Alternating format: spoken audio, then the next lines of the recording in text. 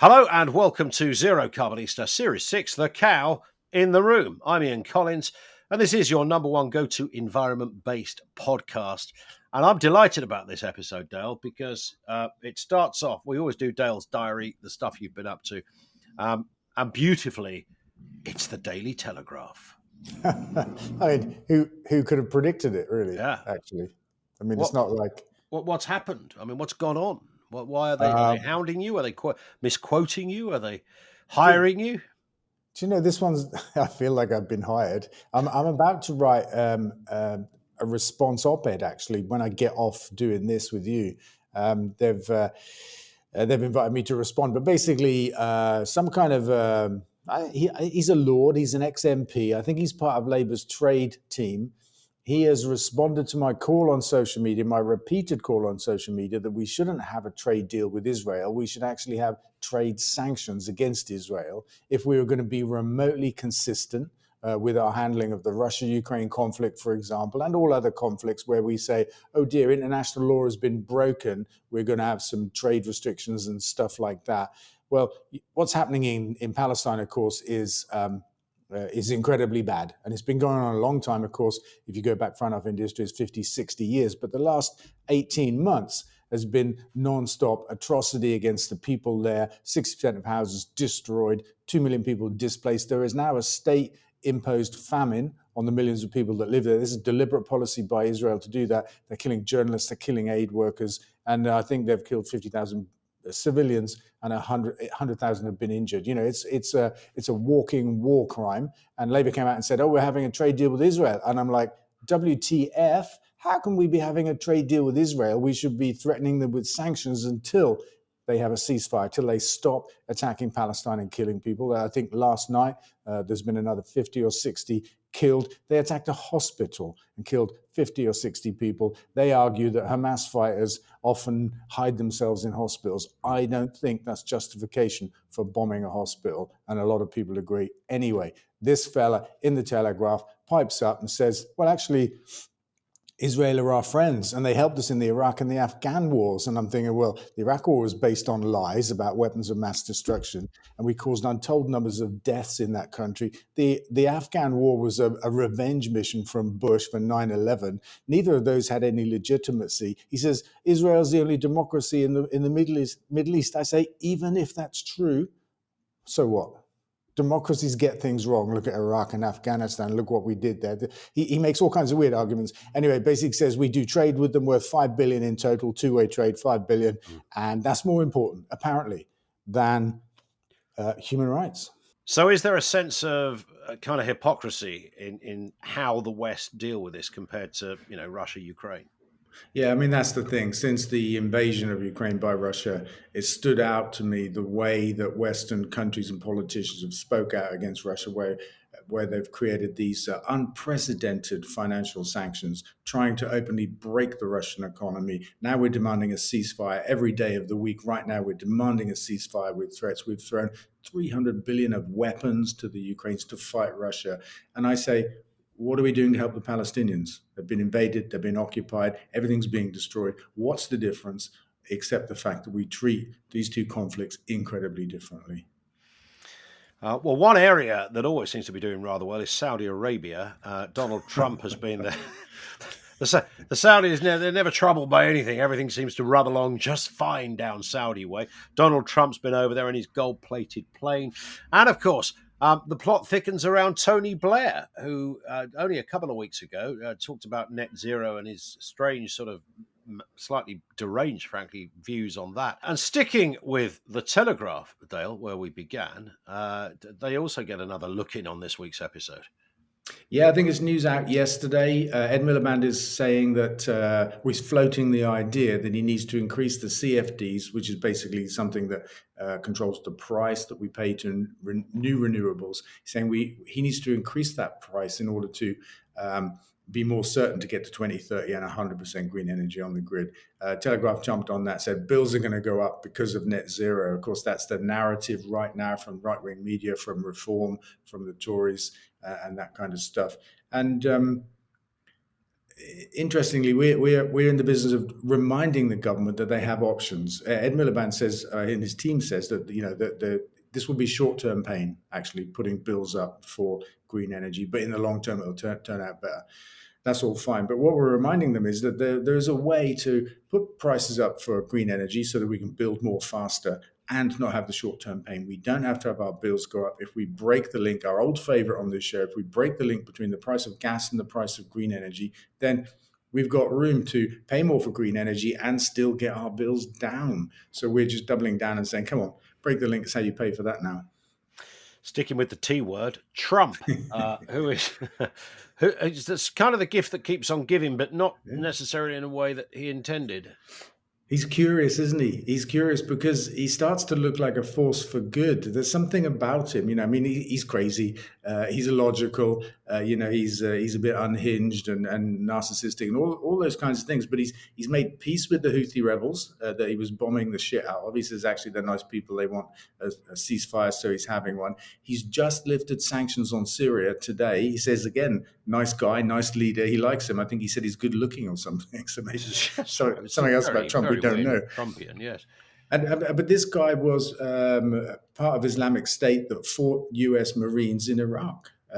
You'd think that it would be impossible, but he's saying, no, I'm lifting sanctions. Syria has the chance to be great again. Well, I think it's a great thing to do. I think what he's done is fantastic. It should have been done months ago, but he's done it.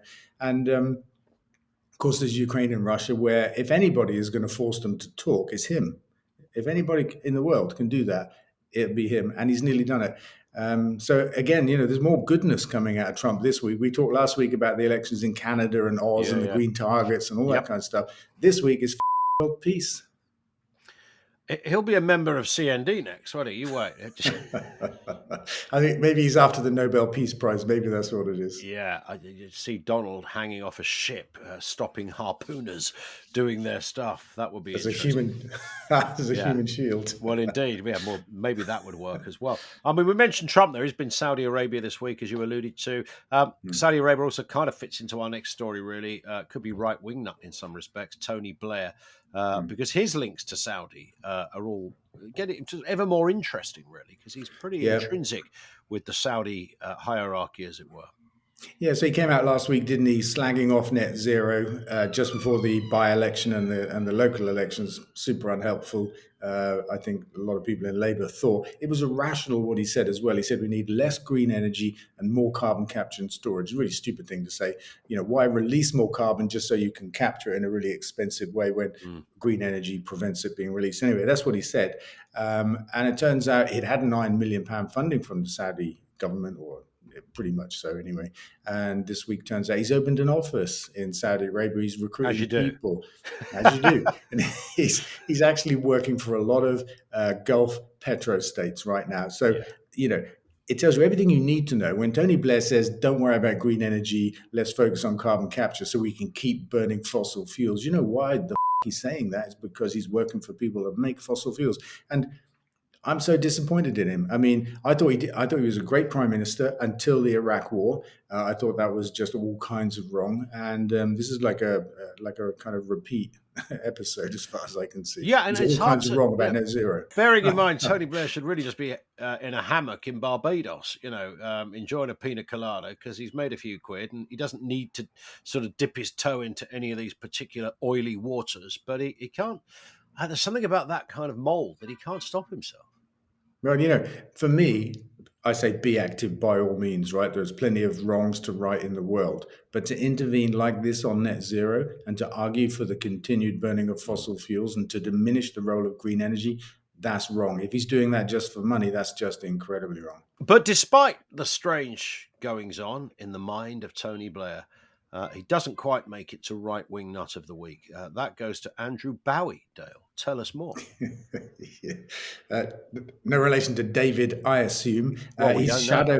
No, we don't know. Actually, we don't know. It doesn't say it here. He's Shadow Secretary for Energy in the Tory party. And he says, basically, 2050 for net zero was an arbitrary choice of date. It's not based on science.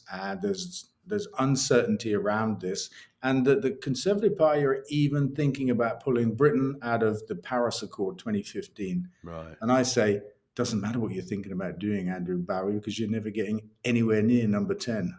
Who the fuck Yeah, are and the Tories now? even if by a unique piece of I don't know sorcery, the Tories did get near number 10. I'm going to bet that a bloke called Andrew Bowie is nowhere near their positions of cabinet. So there you go. But what Don't want mad to things to malign Mr. say. Bowie. I'm sure he's a nice man. I'm sure he is. But he's saying mad things, right? That there's an arbitrary date. There's no science behind it. Oh my word, there's so much science behind it. And we should pull out of Paris. He sounds like Trump when he says that. Well, Or that's clearly what they're probably, trying to do, isn't it? To yeah, tick or that little Nigel Farage. box. But it's so damaging and harmful. But what I say is the Tories have almost become irrelevant. If you read about PMQs in Parliament today and the exchanges between Starmer and Badenoch, Yeah. it's just like he's like, your party's a brain dead end or something. I don't know. And yeah. I mean, it's really there's zero worry, net zero worry for Keir Starmer when it comes to the Tories. He's got, I think, a lot of things on his plate, but the Conservative Party and the official opposition are not one of them. They're not one of them. But still, he made it to right wing, and that'll be perhaps the last thing he achieves in this Parliament. Let's talk about as far as we're F30. concerned. Yeah, indeed. Yes. Well, you never know. He might crop up next. He might say some other shit in between now and next episode, though. You might do. It could be a recurring theme, Mr. Bowie. We look forward to it. Let's talk F-35 exports. What's the story here? Story is UK government are in court this week for exporting parts for F-35s. The most incredible things have been said by our government in defence of this. Right, it's against UK law. They admit that to export these parts to a state committing genocide. That's against UK law. We've already suspended exports of about 30 different kinds of weapon because of the genocide. But these F-35 parts, we say at the moment, our government says, we need to continue the supply because we need to appear as a reliable trade partner to the US. And actually, it threatens global security if we pull these vital parts for the F-35 from the global supply chain, presumably. It threatens apparently international order, which is a completely topsy-turvy thing to say. What's happening in Palestine threatens international order. To stop supplying parts for that, how can that threaten international order? It's an incredible thing to say. Within it, there's some really interesting statistics. Since October 7, that's 18 months ago, the Israeli Army or Air Force have flown 8,000 missions and 15,000 hours. And if you do the maths ever so quickly, there are 8,760 hours in a year. They've had one plane in the air every hour, 24/7 for 18 months, bombing the shit out of Palestine. That's how intense. That is an extraordinary stat. That tells you how important the F-35 parts are, how fundamental to this genocide they are. Yeah. But I think our position, the government's position, is wrong. I expect the court will have none of it. We'll wait and see and report back, of course. Let's talk about the Green Party. I was going to say your old party. Were they ever your old party, or were you just kind of people assumed you were part of the Green Party? You got some friends in the Green Party. Absolutely.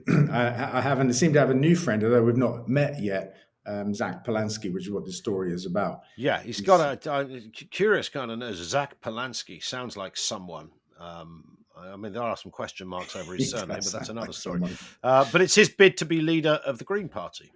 Yeah, and I wonder if he's been reading my book, because he's leading with the idea that the Green parties need to become more populist. So in my book, I talk about green populism, how that we need to talk like Farage, Johnson, Trump, not be them, but talk like them, not tell lies, but actually just engage, communicate in a way that they do that cuts through. Zach makes the same point about the Green Party. He says they need to become eco-populists, which is, I don't know, an interesting version of the same concept. Sure. And I hope to meet him in a few weeks' time, actually, because I think I'm really excited about what he's saying about the Green Party. I think for the Green Party, I think he's exactly right. Whether they agree or not is another thing. He's facing one of the existing co-leaders who's teamed up with a new MP to fight him, and they're saying, "Oh no, mate, if you're not an MP, you can't be leader of the party. That won't work," kind of stuff. And he's got his own coloured past. I think you were alluding to it there, as a hypnotherapist and stuff like that. So it's going to be a bit of fun. But I think he's right. I think the Green Party needs to break out of its kind of habit of of communications, the way the Green Party talks about stuff, and actually, be more exciting, engage with people in language that they're willing to listen to. Well, we said this. We've said this 1,000 times. When the that kind of green contingent of the Republican Party in the States, when those guys stood up, I can't remember what they were called, Green Republicans for the Environment or something like that.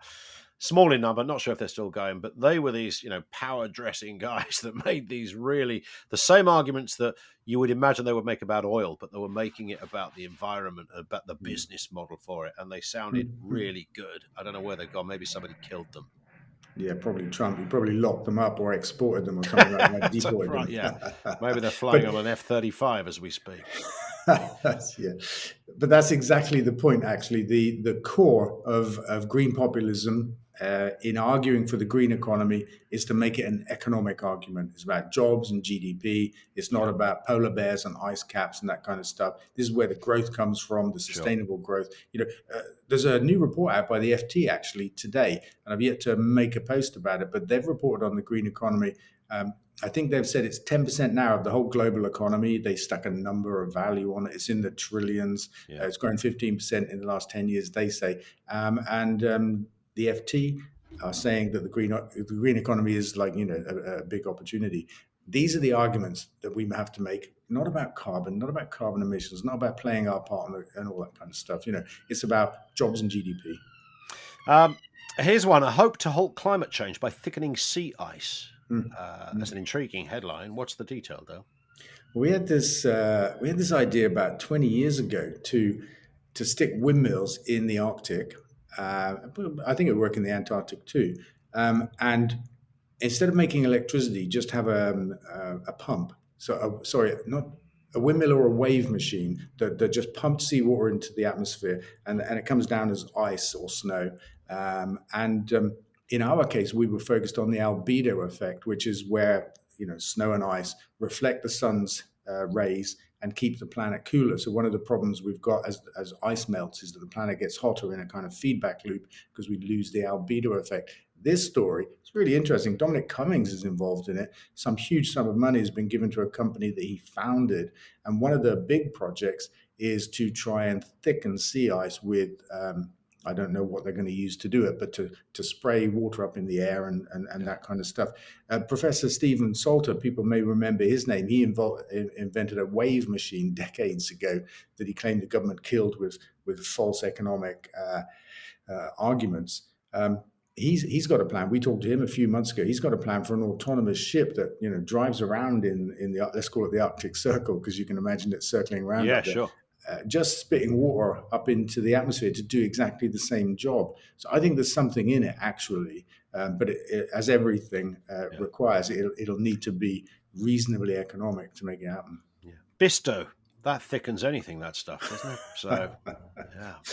What the old Nan used to say. But I think it's made of animals, so I can't. I think you might get a veggie one these days.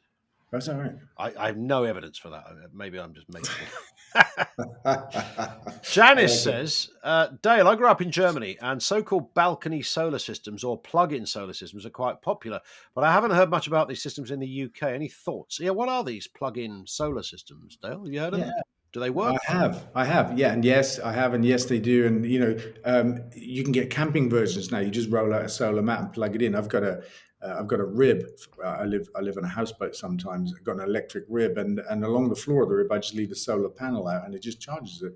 I never need to otherwise charge it. Solar balcony is a great idea. You don't have to install stuff on your roof. It's much cheaper. It's faster. It's available to more people because in flats, quite often people don't have a roof, which is a bit of a fundamental kind of drawback. But I don't know why we don't do it over here.